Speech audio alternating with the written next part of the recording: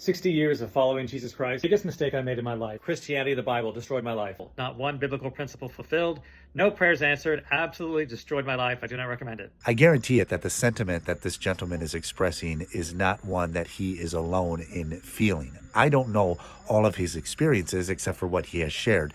He's going through a cancer diagnosis. He said he doesn't have finances to retire. He doesn't own a home, and he has a lot of personal struggles that he's been very open about, and he blames them on Jesus and Christianity. Now, I want to address my main concern with his experience in the Christian world, and I do want to point out that while he claims he has never seen anything fulfilled that Christianity has taught as true, 60 years of following Jesus Christ, Christianity, and the Bible, not one biblical principle fulfilled.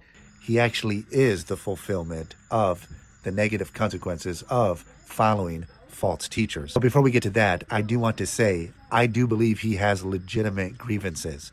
And if you have gone through the same experience, I think your grievances are legitimate as well. That's the thing about bitterness is oftentimes grounded on legitimate grievances, negative experiences that we've had in our past in the realm of religion, Christianity, relationships, whatever it might be. Bitterness is basically you drinking poison and wanting someone else to be affected by it when they're the ones who deserve it.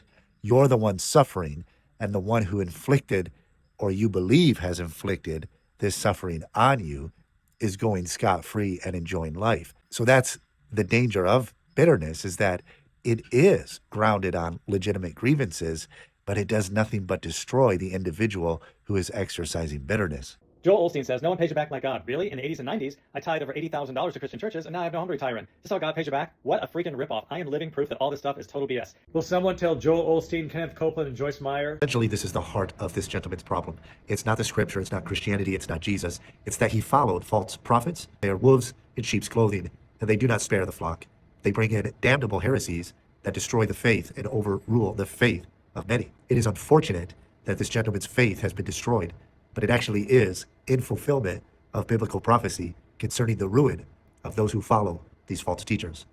And so while I want to try to empathize with this gentleman's struggle, to lay the blame at Christ, to lay the blame at Christianity itself, to lay the blame at the Bible, will never help someone who is facing these real legitimate crises find solutions, find true peace. There will only be misery for those who continue to lay the blame as the source of their consternation and their difficulties being anything but the false teachers and the false teaching that you believed and you adhered to for the majority of your life. This is a tough one, because who do you blame?